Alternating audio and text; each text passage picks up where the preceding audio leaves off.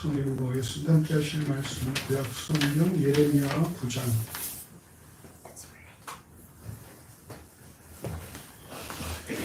예레미야 9장 23절에서 24절까지의 말씀, 2절 말씀 우리가 함께 합독하시겠습니다. 예레미야 9장 23절과 24절 1067쪽 전후로 있습니다.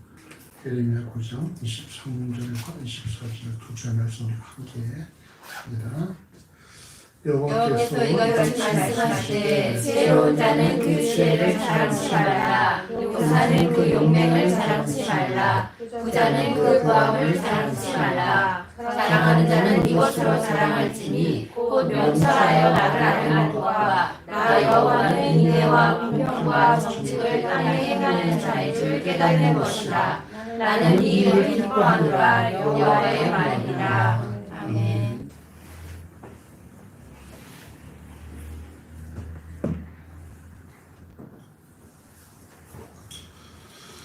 우린 지난주에 예수를 주라 고백하는 모든 그리스도인은 하나님께서 행하시는 새 일에 동참한 존재라는 사실을 살펴보았습니다.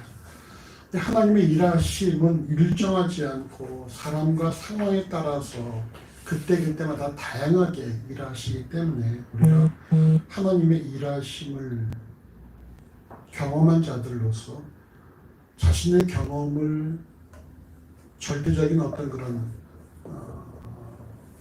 것으로 인정을 해서 다른 사람들의 경험한 것들을 이렇게 폄훼하는 것은 그건 어리석은 일이라고 그렇게 말씀드렸습니다. 그러나 하나님의 세에 동참한 이들에게는 동일한 결과가 나타나는데 그것은 난폭하고 사나운 실한 같은 승려 같은 존재들 또는 어리석고 우매한 그런 타조 같은 존재들이 변하는 것에 있다는 말씀드렸죠. 그래서 우리가 다 하나님 일하심을 경험했다? 그러면 동일한 결과는 무엇이냐? 그 삶에 변화가 발생한다는 것이죠. 주변이 약간 좀 이렇게 변화가 발생한다고 말씀드렸습니다. 그 변화는 무엇이냐? 그 궁극적인 변화는 이제까지는 자기를 위해서 살아가다가 이제는 하나님을 위해서 살아간다는 것이죠. 하나님을 찬송하는 삶을 살아간다. 하나님의 영광을 드리는 삶을 살아간다고 말씀드렸습니다. 결국 하나님을 찬송하며 살아가는 삶이란 하나님께서 택하시고 만드신 백성이라는 그런 정체성을 가지고서 하나님을 위해서 살든지 죽든지 그러니까 주의 것이라는 사실을 고백하며 주를 위해 살아가는 삶이다라는 것입니다. 오늘 우리는 하나님의 영광을 위해 살아간다는 것이 구체적으로 어떻게 살아간 것인지 본문을 통해서 함께 살펴보고자 합니다. 오늘 본문은 예레미야 9장 1절부터 시작되어지는 유다의 멸망에 관한 말씀이에요. 유다의 멸망에 대해서. 근데 유다가 멸망하는 이유에 대해서 여러분 예레미야 9장 13절과 14절을 우리 같이 읽어보시겠습니다. 13절, 14절 여호와께서 말씀하시되 이는 그들이 내가 그들의 앞에 세운 나의 법을 버리고 내 목소리를 충족치 아니하며 그대로 행치 아니하고 그 마음의 경박함을 따라 그 열조가 자기에게 가르친 바알들을 쫓았습니다. 유다의 멸망 원인이 무엇입니까? 그들이 여호와의 말씀을 듣지 않고 여호와의 말씀에 순종하지 아니하고 그들의 마음의 강팍함을 따라서 바알을 쫓았다는 것입니다. 그래서 여러분 예레미야 9장 22절을 보시면 사람의 시체가 분토같이 들에 떨어질 것이며 추수하는 자의 뒤에 떨어지고 거두지 못한 뭇같이 되리라. 그러니까 시체가 사방에 널려 있어도 그것을 처리할 수 있는 상황이 아니라는 것입니다. 온 성에 시체가 가득하게 될 것이라는 것이죠. 이런 유다의 참상, 멸망을 통한 유다의 참상 이후에 오늘의 본문이 기록되었습니다. 자, 9장 23절 말씀부터 함께 읽어보십시다. 9장 23절 여호와께서 이같이 말씀하시되 지혜로운 자는 그 지혜를 자랑치 말라. 용사는 그 용맹을 자랑치 말라. 부자는 그 부함을 자랑치 말라. 아멘. 오늘 보면 예레미야 9장 23절은 자랑치 말라 이렇게 말씀해요. 자랑치 말라. 그리고 무슨 말입니까? 유다가 멸망하는 이유가 무엇이냐? 자랑할 것이 없어서 멸망한 것이 아니라는 거예요. 유다가 멸망한 이유가 그들에게 어떤 지혜자가 없거나 용맹한 자가 없거나 부유한 것으로 멸망하는 것이 아니라는 것입니다. 자랑할 것이 있음에도 불구하고 그 자랑거리가 유다가 멸망함에 있어서 전혀 역할을 했다 못했다? 못했다라는 거예요. 자랑치 말아야 될 첫 번째에 대해서 지혜로운 자는 그 지혜를 자랑치 말라 이렇게 말씀합니다. 이때 지혜에 사용된 단어가 호크마라는 단어인데 호크마라는 단어는 하나님의 지혜나 인간의 지혜에 구분하지 않고 모든 지혜에 다 사용되어진 그런 단어입니다. 하나님께서 요셉과 솔로몬, 다니엘에게 주신 지혜도 호크마였고 에스라가 소유했던 하나님의 지혜던 호크마였으며 오늘 본문에서 유다의 멸망을 목전에 두고 자랑치 말아야 할 사람들이 소유한 지혜 또한 호크마였다라는 거예요. 이건 무슨 말이에요? 결국 어떤 그들이 소유한 지혜가 문제가 있는 것이 아니라 그 소유한 지혜를 자랑하는 행위 자체에 문제가 있다는 것입니다.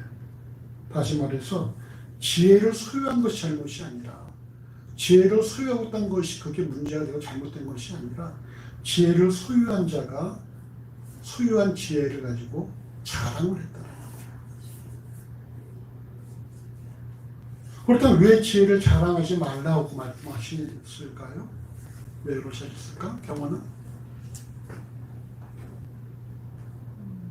근데 경호이가 지혜가 풍부했지. 지혜가 가득했지? 그랬나요? 그런가? 아닌가? 왜 지혜를 자랑하지 말라고 하셨을까? 그걸 허락하신 분도 하나님이시니까. 왜 지혜를 자랑하지 말라고 했을까? 규빈이? 하나님의 어리석음이 우리가 가장 지혜로운 것보다 더 지혜롭기 때문에 자랑할 게 없다는 거. 그 말씀 어디있지? 이 앞에 요약한 걸 봤나? 아니요, 못 봤어요. 못 봤어? 네. 그래. 그건 우리 설교에 나오는 내용인데.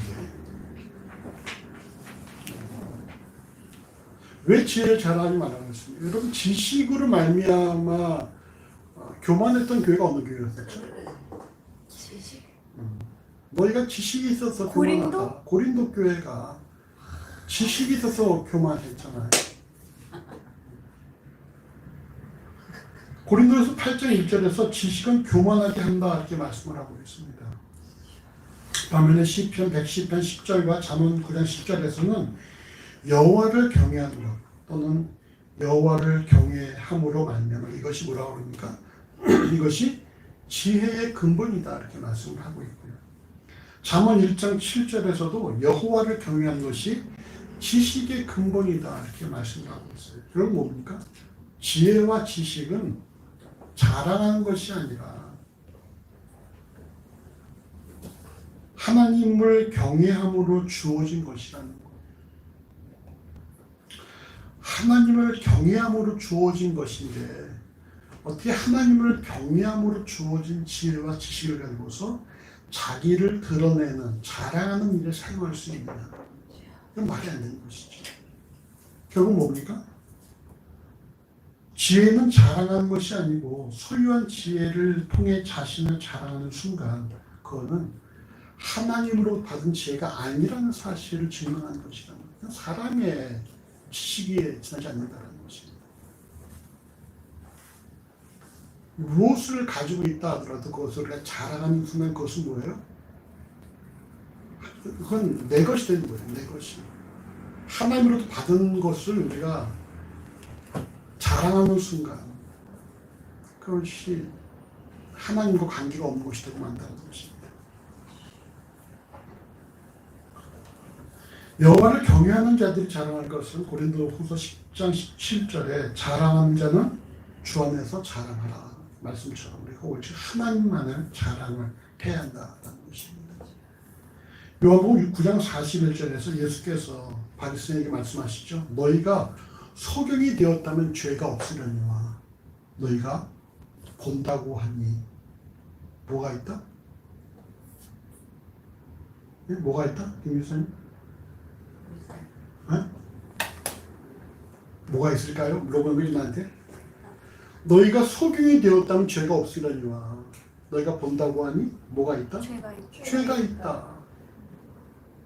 너희가 아예 모르면 죄가 없는데 너희가 안다고 말하니까 죄가 있다는 거예요.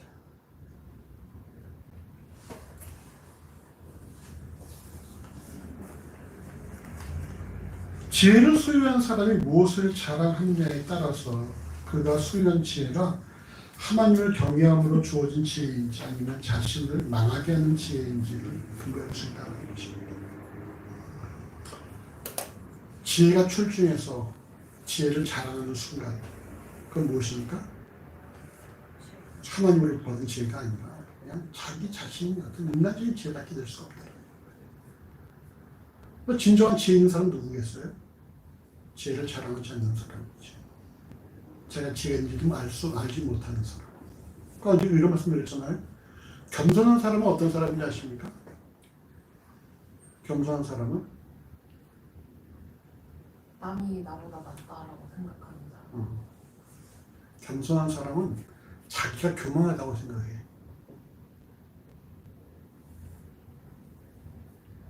반면에 교만한 사람은 자기가 겸손하다고 생각하죠. 자기만 겸손하고 다 교만하다고 생각을 해. 교만한 사람.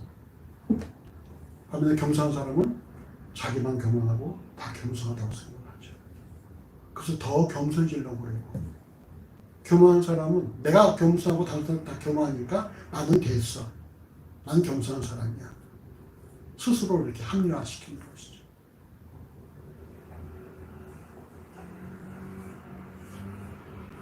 안다고 생각하는 순간 그건 모르는 사람이라는 거예요. 두 번째로 용산과 용맹을 자랑하지 말라고 말씀합니다. 앞서 말씀드린 바와 같이 유다가 멸망한 원인은 용맹한 자가 없어서가 아니라는 거예요. 용맹한 장수가 없어서가 아니라 여호와의 말씀을 불순종하고 우상을 섬긴 결과라는 것입니다. 이건 반대로 생각하면 유다가 멸망한 원인은 용맹을 자랑하는 자들이 존재했기 때문에 멸망했다라고 볼 수 있다는 것입니다. 왜 그럴까? 이해할 수 있을까? 자기가 잘났다 생각해서 더 열심히 훈련 안 했어. 그러니까 훈련을 했겠지. 용맹하니까. 용맹한 우리가 지키고 있는데 무슨 나라가 멸망할 수 있겠어? 우리 용맹하잖아. 그건 뭐예요? 나라가 지켜지는 게 자기들이 용맹한. 그렇지. 자기가 용맹하니까 나라를 지킬 수 있다고 생각했기 때문에 여호와를 의뢰하지 않았다는 것이죠. 이들의 강팍한 이유가 무엇일까? 자기들이 용맹을 의뢰했기 때문에. 우리가 지키잖아. 우리 용맹하잖아. 그럼 이들이 멸망한 이유가 어쩌면 그들이 용맹했기 때문이다라고 볼 수가 있다는 거예요. 용맹함을 너무나 자신만만하게 생각하다 보니까 여호와를 의뢰하지 않게 된 것이죠. 그러나 여러분, 유다의 안전은 어디 있는지 아십니까? 시편 127편 1절에 여호와께서 성을 지키지 아니하시면 파수꾼의 경성함이 허사란 말씀처럼 용맹을 자랑하는 용사들에 의해서 지켜지는 것이 아니라 하나님께서 지키시는 것이고, 결국 유다는 용맹을 자랑하는 용사들이 없음이 아닌 하나님께서 지키시지 않으심으로 멸망했다는 것입니다. 여호와께서 다 울타리를 걷어내셨기 때문에 멸망한 것이지, 유다가 용맹한 자가 없어서 군사력이 부족해서 멸망한 것이 아니라는 거예요. 여러분, 유다가 말이죠. 그동안에 유다는 나라 작은 나라잖아요. 겨우 두세 지파, 유다, 베냐민, 레위, 이 정도 지파로 구성된 작은 나라지 않습니까? 그 작은 나라가 북쪽 이스라엘의 10지파가 멸망하고 아수르라는 바벨론이라는 그런 대국들과 애국 사이에서도 존재했을 때 이건 무엇입니까? 오직 하나예요. 하나님께서 지키셨기 때문에 가능한 것이었는데, 이들이 그것을 이제 망각해버리고 우린 용맹하니까 우리가 지킬 수 있어 하면서 여호와를 말씀을 배격하고 자신들의 욕심대로 바알을 섬기는 결과 매우 멸망했다는 사실입니다. 우리가 이 사실을 통해서 우리에게 적용할 내용이 무엇입니까? 국가의 안전은 결국 무슨 핵무기를 우리가 배치하고 이래서 되어지는 것이 아니라 여호와께서 이 나라를 지키셔야 가능한 부분이라는 것입니다. 동시에 여러분 우리의 가정의 안전도 말이죠. CCTV가 지키고 뭐죠?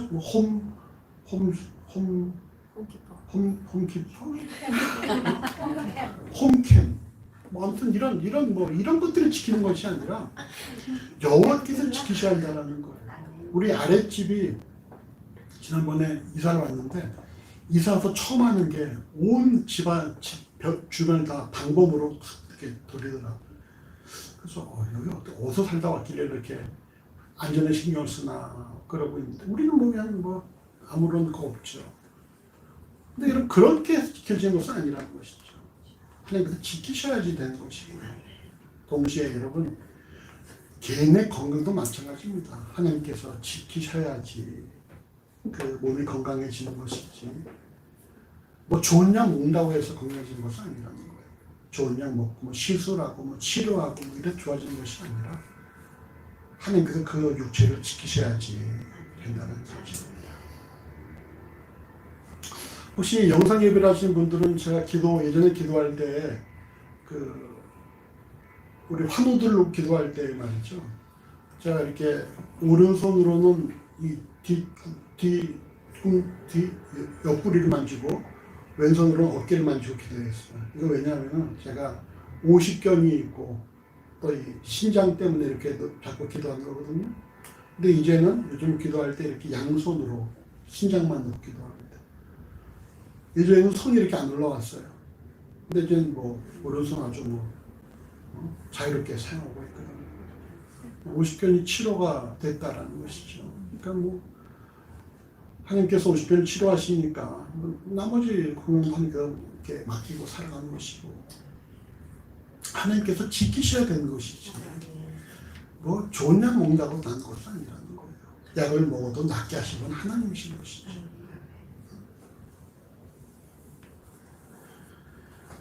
이후에 이제 아까 규리가 말했던 그 내용이 나오는 것이죠. 고린도서 1장 27절 29절에는 하나님께서 세상에 미련한 것들을 택하사 지은 자들을 부끄럽게 하려 하시고 세상에 약한 것들을 택하사 강한 것들을 부끄럽게 하려 하시며 하나님께서 세상에 천한 것들과 멸시한 것들과 없는 것들을 택하사 있는 것들을 폐하려 하시나니 이거 무엇입니까?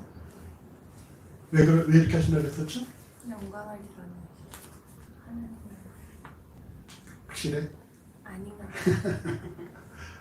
왜 이렇게 하신다고 했죠? 왜 하나님께서 없는 자를 통해서 있는 자를 부끄럽게 하십니까? 왜 약한 자를 통해서 강한 자를 부끄럽게 하십니까? 하나님을 어? 하나님을 드러내려고 확실해?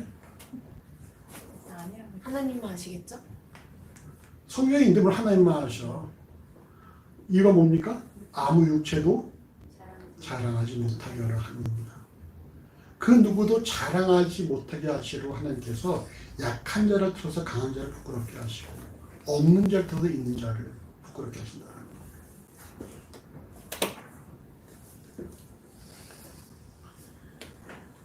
자신의 것을 드러내는 이들에는 예수께서 뭐라고 말씀하십니까? 마태복음 6장 5절, 2절과 5절과 16절에서 이미 그들은 자기의 상을 받았느니라. 마지막 세 번째는 부자는 그 부엉을 자랑치 말라고 말씀합니다. 동일한 구절을 공동 번역은 부자는 돈을 자랑하지 마라. 새 번역은 부자는 자기의 재산을 자랑하지 말라 이렇게 번역합니다. 돈 혹은 재산에 대한 예수께서는 마태복음 6장 24절에서 하나님과 재물을 겸하여 숨기지 못하느니라 말씀을 통해 하나님을 대적하는 우상의 존재로 재물, 만몬을 말씀을 하셨고 디모데후서 6장 10절은 돈을 사랑함이 일만하게 뿌리가 되나니는 말씀을 통해 물질이 모든 악의 근원이라는 사실을 말씀하고 있습니다. 비록 자신의 부함을 자랑하는 자들은 하나님을 대적하는 자들이요. 오늘 본문을 통해 볼 때 유다가 멸망한 원인 중 하나는 이처럼 자신이 소유한 물질을 자랑하면서 하나님을 대적한 자들이 존재했다는 것입니다. 마치 어리석은 부자처럼 이제 내가 물질이 많으니까 내 영혼을 편히 먹고 싶잖아 이렇게 했을 수 있죠.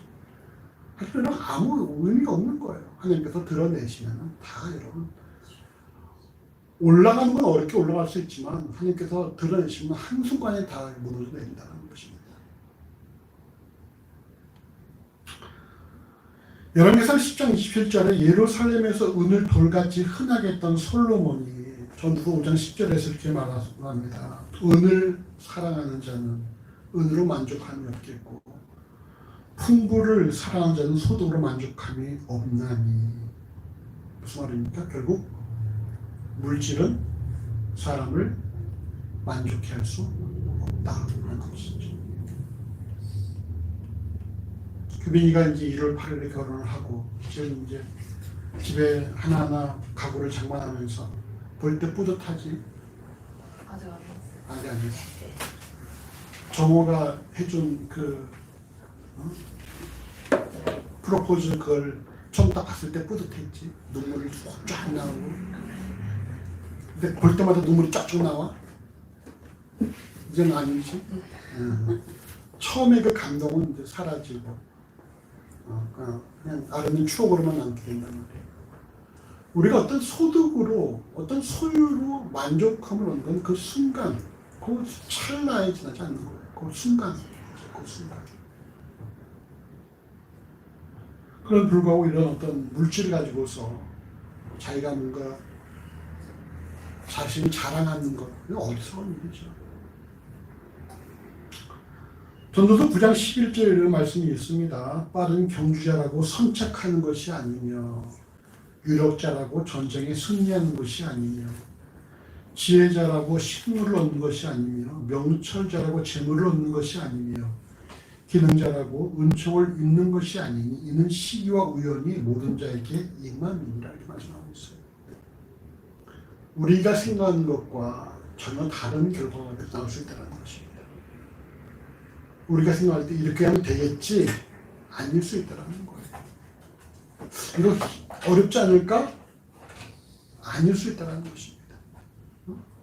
그지 경우는 1년 전에 한 10개월 전에 내가 잘할 수 있을까? 근데 지금은 모르겠어요.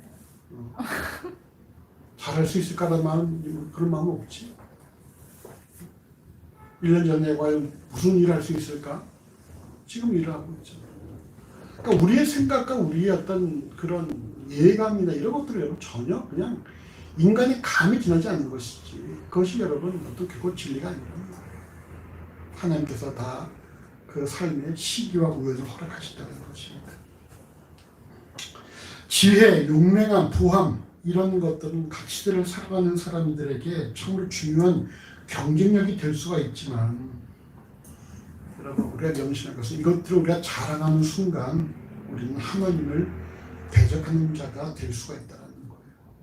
자신의 지혜를 자랑하고 지혜나 용맹함이나 어떤 건강이나 또 어떤 자신의 부유함을 누구나 원하는 것이지만 그걸 우리가 자랑하고 드러내는 순간 뭐예요?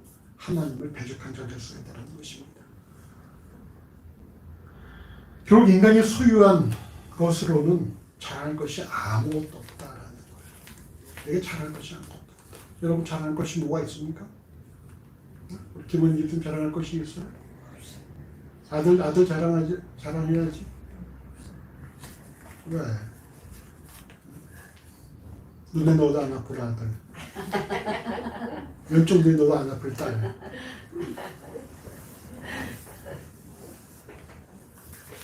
김일성 자랑할 것이 있어요? 없어요? 없어요? 같이 기도하는 딸이 있는데? 하는데 자랑거리지 제 자랑거리가 아니에요. 하는 자랑거리래요? 그렇게 되기를 기도해야죠. 교회 자랑거리가 있어? 없어? 종호 자랑거리 아니야? 아니? 경우의 자랑거리가 뭘까? 솔직히 말해도 돼. 다 알아, 다 알아. 응? 경원이 잘할 거리가 뭐야? 어? 없어요. 진짜 없어? 네. 야, 소영이 잘할 거리 얘기해봐. 너 잘할 거리 뭐야? 나의 자랑거리는 내 아빠는 하나님이라는 거. 오늘 본문 보십시다. 예레미야 9장 24절 같이 읽어보시죠. 자랑하는 자는 이것으로 자랑할지 곧 명철하여 나가는 것과 나의 영은 인애와 공평과 정직을 땅에 하나님 자신 줄 깨닫는 것이라. 나는 이를 기뻐하노라 여호와의 말이니라. 아멘. 오늘 본문 예레미야 9장 24절은 하나님께서 행하신 새 일에 속한 하나님의 백성에게 자랑할 것이 있다고 말씀합니다. 그것은 첫 번째 뭡니까? 명철하여 하나님을 아는 것을 자랑하라 이렇게 말씀하고 있어요. 명철에 사용된 단어가 이 사칼이라는 단어인데, 사칼은 말이죠. 앞서 지혜에 사용된 호크마와 달리 분별력이 있다, 신중하다, 총명하다, 슬기롭다는 뜻을 지니고 있습니다. 다니엘 1장 17절에서 하나님께서 다니엘에게 주신 모든 학문과 재주에 명철하게 하셨다는 이 명철함에 이 사칼이 사용됐어요. 중요한 사실은 하나님께서 주신 그 명철함의 역할이 무엇이냐? 역할이 무엇입니까? 그 명철을 통해서 하나님을 아는 것이에요. 하나님을 아는 것.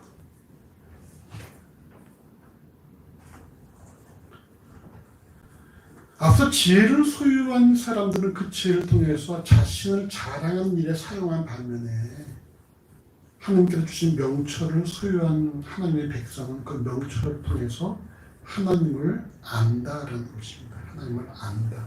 이때 안다 뭐라고 말씀드렸죠? 하나님 경험? 경험해서 안다. 야다죠, 야다. 하나님을 내가 경험해서 안다 라고 말씀드렸습니다. 호세 6장 3절에 보시면 그러므로 우리가 여호와를 알자 힘써 여호와를 알자 그의 나오심은 새벽빛같이 일정하니 비로같이 땅을 적시는 늦은 비와 같이 우리에게 임하시리라 이렇게 말씀하고 있는데 두 분에 걸친 이 알자에도 야다가 사용되어 있어요. 하나님을 알자. 그렇다면 이 호세아 선지자가 아는 하나님은 어떤 하나님이십니까? 낮기도 하시고 만난 하나님. 호세아가 고백한 하나님은 새벽빛같이 일정하신 하나님, 일정한 하나님, 또 우리에게 늦은 비와 같이 우리 임하시는 하나님. 삶에서 경험하는 새벽빛과 늦은 비를 통해서 하나님에 대해서 호세아가 고백하고 있다. 하나님 이런 분이시다. 어떤 분이시냐? 새벽빛 같은 분이시고 일정한 빛 같은 분이시다. 내가 경험해보니 그렇다 이런 고백이다. 우리도 하나님을 안다고 할 때에 내가 자신이 경험한 하나님에 대해서 고백할 수 있어야 한다는 것이죠. 만약 홍 집사님이 오셨다면 아침에 문자를 보냈는데 문자를 못 보실 걸 보니까 아마 주무신 것 같아요. 우리가 말씀을 의지해서 하나님의 말씀에 의지해서 순종을 해서 결과가 나왔다. 그때 뭐예요? 여러분 하나님을 안다라는 말을 썼다는 거예요. 베드로가 예수의 말씀에 순종해서 내가 밤이 깊도록 수고해도 작은 것이었지만 주의 말씀에 순종해서 그물을 내리우리다. 그물 내렸을 때에 고기를 잡잖아요. 그것이 뭡니까? 내가 아는 예수님은 말씀대로 순종하면은 말씀대로 이루신 분이라는 것을 알게 됐다는 것입니다. 그러니까 우리가 하나님을 안다는 것은 뭐예요? 우리가 말씀을 순종해서 말씀이 그대로 성취됐을 때 우리가 내가 하나님을 알았다 이렇게 말할 수 있다는 거예요.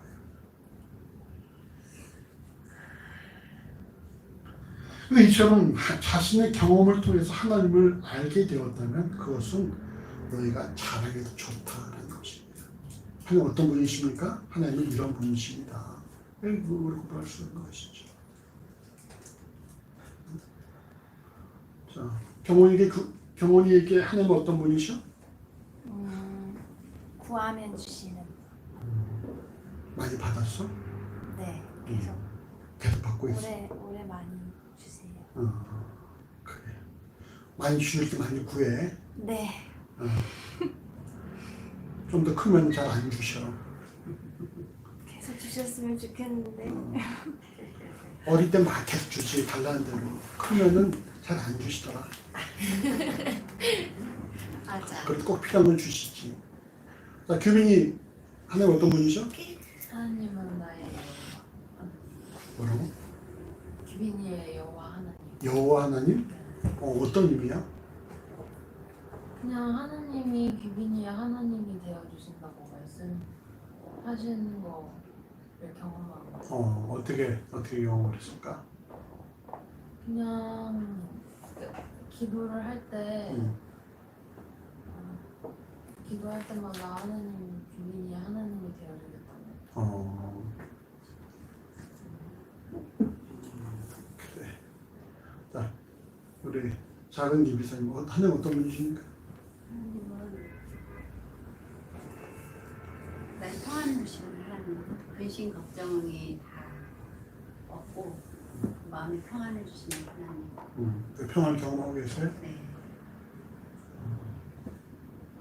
더 큰 김사님, 하나님 어떤 분이세요?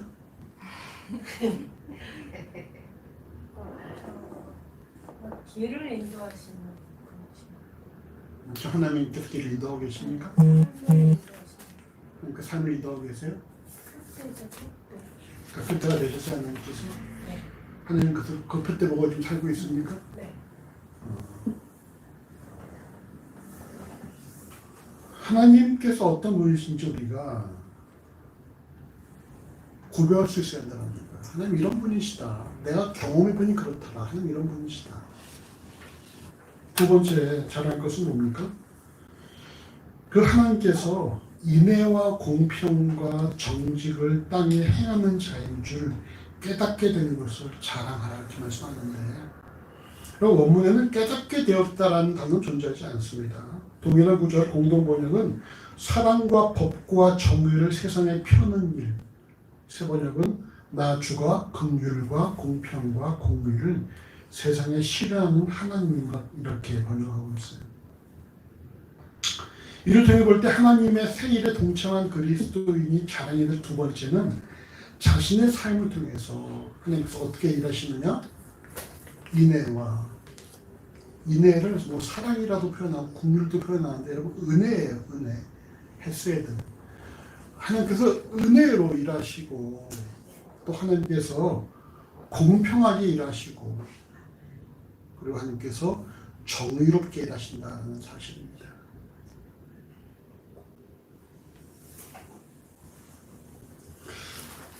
그러니까 우리가 하나님께서 어떻게 일하시는가, 그래서 또 여러분 이 행하신다라는 표현은 말이죠.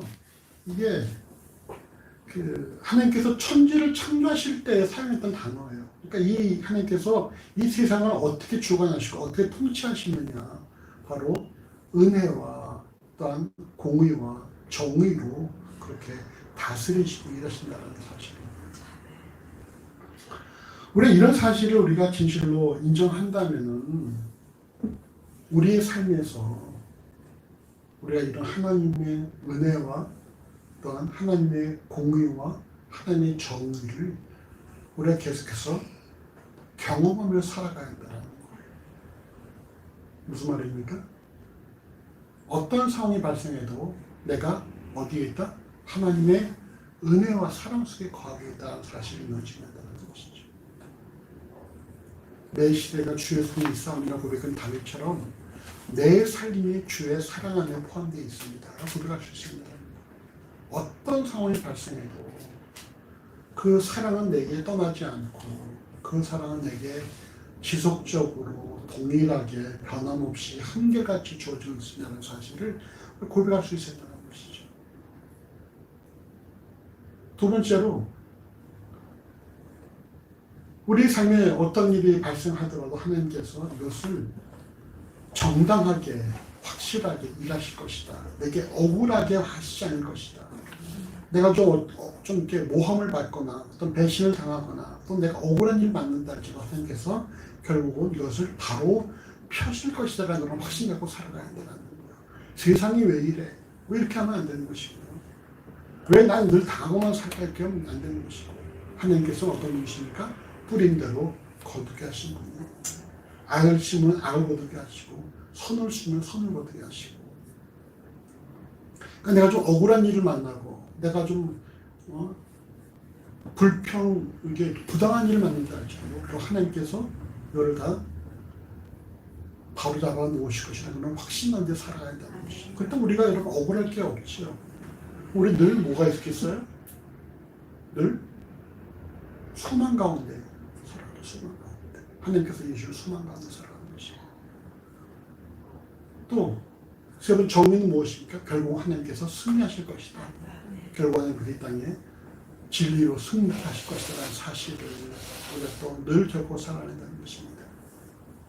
좀 악한 자가 특세인 것처럼 보인다 할지라도, 악한 자가 성공한 것처럼 보인다 할지라도 결국 하나님께서 정의가 승리케 하실 것이다. 아멘. 그런 확신한 데 살아야 된다는 거예요. 이게 우리가 진실로 하나님을 안다라고 말하는 자들이 가정에서의 모습이라는 것입니다. 아무리 세상이 나를 속이고, 아무리 내 주변에서 나를 속이고, 내 친구가 날 배신한다 할지라도 하나님께서는 무엇으로 일하신다? 은혜와 공의와 정의로 지금도 일하시고 있다라는 사실 우리가 믿어 의심치 않는 것. 그럼 그것을 너희가 자랑하라는 것입니다. 이렇게 일하시는 분이야. 우리가 앞서 찬송할 때 2절에 뭐라고 했습니까? 무한한 사랑, 풍성한 긍휼, 슬픈 자 위로하시는 주. 이렇게 우리 찬송했잖아요. 하나님의 무한한 사랑과 풍성한 긍휼과 슬픈 자 위로하신 분이라는 사실 우리가 그렇게 늘 기억하고 하나님 이런 분이셔 라고 우리가 인정할 수 있다는 것이죠. 그걸 안다면 그걸로 너희가 자랑하라는 거예요.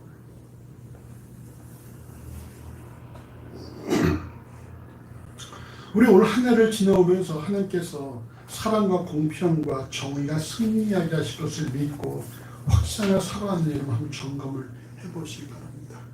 우리 올 한 해 어떻게 살아왔는가? 내가 어떤 상황에서도 하나님께서 나를 사랑하시다는 사실을 잊지 않고 살았는가? 내가 좀 원치 않는 상황에 적발해지고 또는 내가 사람들에게 미움을 받고 어떤 오해를 삼을지라도 그래도 여전히 하나님의 사랑 안에 있어라고 고백하고 살았는가? 그리고 결국 하나님께서 내 모든 억울함들을 다 풀어내시고 바로 모든 걸 다 회복하실 것이라는 사실을 내가 인정하고 살고 있는가? 결국은 하나님의 일하신 대로 될 것이라는 사실을 확신하고 살고 있는가? 왜 이런 것들을 늘 점검해야 한다는 거예요. 아울러 우리가 맞이하는 새해에도 그 하나님의 사랑하심과 또 공의와 정의를 기억하며 살아가야 한다는 것이죠. 그것은 이렇게 일하실 것이다라는 사실을. 그럼 우리가 상황들과 환경들 속에서 우리가 힘들할 필요도 없는 것이죠. 그리고 하나님께서 일하실 것이니까.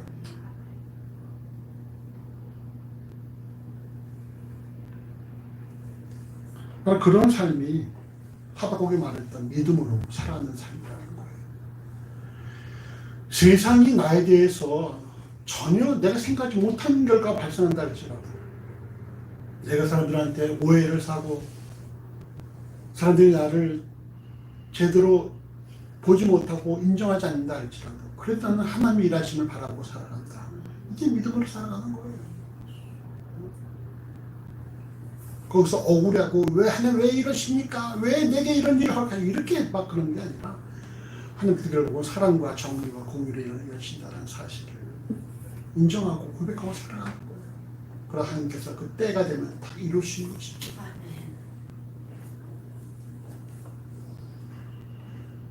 오늘 보면 예레미야 9장 14절 하반절에서 하나님께서 이 일을 기뻐하신다라고 말씀을 합니다. 이에 대해 한글 개혁과 공동 번역은 하나님께서 이처럼 삶의 경험을 통해 하나님을 알고 하나님께서 사랑과 공평과 정의로 일하신다는 사실을 자랑하는 자들을 기뻐하신다. 하나님께서 기뻐하신다로 번역한 반면에 새 번역은 하나님께서 이처럼 일하시는 것을 기뻐한다는 사실을 아는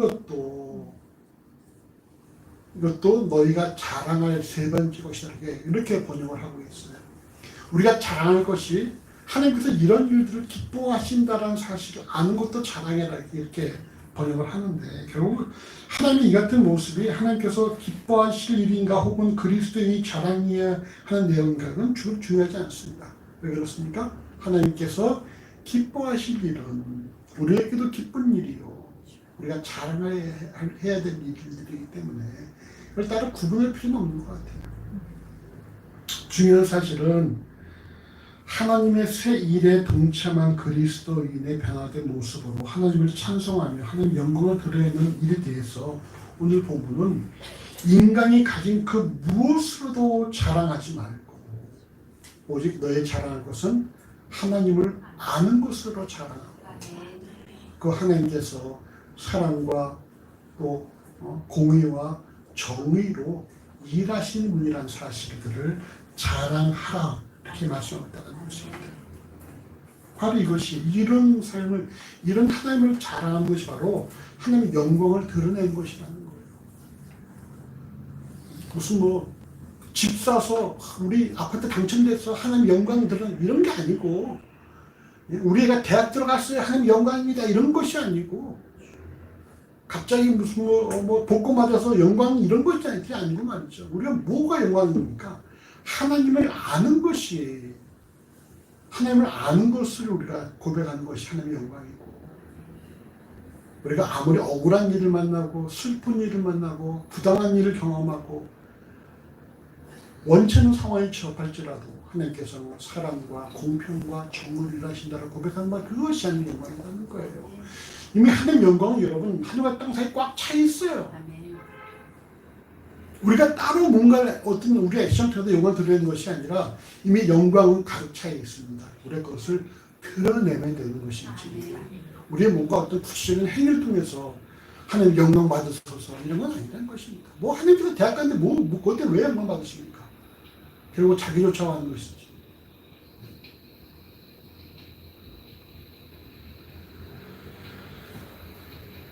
고린도후서 4장 18절에 우리가 돌아본 것은 보이는 것이 아니요 보이지 않는 것이니 보이는 것은 잠깐이요 보이지 않는 것은 영원함이라는 말씀처럼 자신은 멸망에서 구원하지도 못하고 잠깐 있다가 사라질 것들을 자랑하지 말고 자신의 영혼을 구원하며 삶이 끝난 이후에도 영원토록 자신과 함께할 영원한 것들을 구하는 우리의 삶이 되어지시기 바랍니다. 제가 여러분 기도하는 가운데에 늘 기도하는 것, 우리 부부 놓고 기도할 때도 그렇고 나이 드신 분들 놓고 기도할 때도 그렇고 늘 하는 기도가 이거였어요. 부르신 그날까지. 김윤희 선생님 그렇게 기도하십니까? 그때 막 물어봐서 내가 그렇게 기도해주라고 했는데 한번 해봐요. 어떻게 기도하십니까? 부르신 날까지. 건강한 육체로 건강한 육체와 건강한 정신으로 맑은 정신으로 하나님을 섬기다가 하나님 주님이 부르시는 그날 호련히 주님 곁으로 가게 그렇게 기도하고 있어? 누구를 위해서? 하나님께 부르신 그날까지 건강한 육체와 맑은 정신으로 살아가다 하나님과 교제하다가 호련히 주의 부르심 받게 달라고 그렇게 기도를 하거든요. 늘 그렇게 기도하고 또 주변에 나이 드신 분들 우리 김원현 집사님 시어머니나 또는 경원이 할머니나 다 기도를 하고 있는데 좀 더 구체적으로 바뀌었어요. 기도가 하나님 기도하는 중에 하나님께 불러가시고 눈 떴을 때 주를 만나게 하옵소서. 여러분 찬송이 이런 찬송이 있거든요. 나는 믿음으로 주 얼굴 보리니 아침에 깰 때에 주 형상에 만족하리. 이 아침에 깰 때가 뭔지 아십니까? 죽음에서 눈 떴을 때를 말하는 거거든요. 기도하는 중에 불러주시고 눈 떴을 때 주를 보게 하옵소서. 좀 더 구체적으로 기도가 바뀌었어요. 여러분 우리가 다 죽음에 대한 두려움들이 있지 않습니까? 죽음에 두려움이 있죠? 근데 아무도 죽음이란 걸 넘어서 돌아온 사람이 없어서 죽음을 두려워하지만 우리가 기도하는 중에 하나님께서 부르시고 눈 떠서 주를 본다면 여러분 죽음은 두려운 것이 아니라 하나님 만나는 길이 되는 것이죠. 여러분 혹시 인종으로 기도하신 분들 계시다면은 그 부분도 추가하시면 좋겠어요. 기도한 중에 불러주시고 눈 떴을 때 주를 만나게 하옵소서.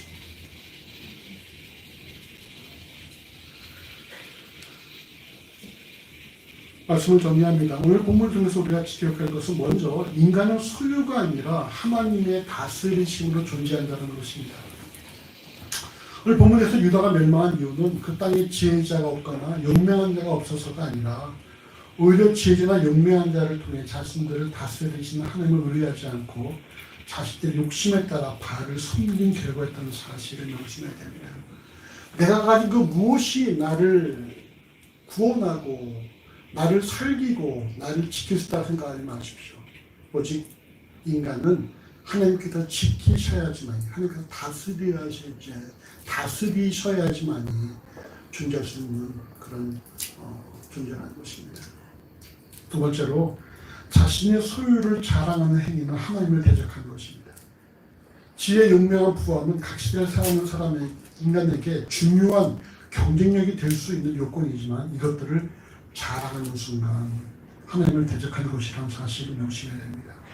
고린도 1장에 왜 하나님께서 없는 자를 통해서 있는 자를 부끄럽게 하시고 왜 약한 자를 통해서 강한 자를 폐하려 하십니까? 이건 딱 하나입니다. 아무도 자기 육체로 자랑하지 못하게 하려 합니다. 인간이 가진 그 모습을 자랑하는 순간 하나님과 아무 관계가 없어진다는 거예요. 자랑하는 것은 결국 자기 자랑이지 하나님으로 받은 것이 아니라는 것입니다. 그렇게 하는 순간 그건 하나님과 끊임없이 대적할 수밖에 없다는 것이죠. 끝으로 그리스도인이 자랑할 것은 오직 하나님을 아는 거고 하나님께서 일하시는 방법입니다. 우리가 하나님을 경험하는 것, 또 더 나아가 하나님께서 이 땅을 사랑과 공의와 정의로 일하셨다는 사실을 명심하는 것입니다. 어떤 일을 만나고 어떤 상황을 접한다 할지라도 이기지 못한 일을 만나고 부당한 일을 만나고 억울한 일을 만나고 원치 않는 상황에 접했다 할지라도 우리 무엇입니까? 난 여전히 하나님의 사랑 안에 있고 난 여전히 하나님의 공의 안에 포함되어 있고 결국 하나님께서 우리를 승리케 하실 것이다라는 사실을 우리가 확신하며 살아가는 것, 이것이 바로 하나님을 자랑하는 자들이 갖춰야 되는 모습이라는 거예요. 우리 옆분에게 이렇게 축복을 합시다. 하나님을 많이 자랑합시다. 하나님을 많이 자랑합시다. 하나님 많이 자랑하십시오. 하나님께서 어떻게 일하시는지, 하나님께서 어떻게 일하신 분인지를 많이 자랑을 하세요. 올 한 해 내가 무엇을 자랑하며 살았는지라고 한번 돌아보시고 우리가 이후로부터 무엇을 자랑하며 살아가야 될 것인지 여러분 결단하는 시간이 되시길 바랍니다. 함께 기도하겠습니다. 주님 감사합니다. 우리가 이 땅을 살아가면서 이것이 무엇을 자랑하며 살아왔는가 점검할 수 있도록 인도해 주시고 아무쪼록 우리의 자랑거리가 우리의 것이 아니라 우리가 또 하나님을 자랑하는 삶이 되어지길 원합니다.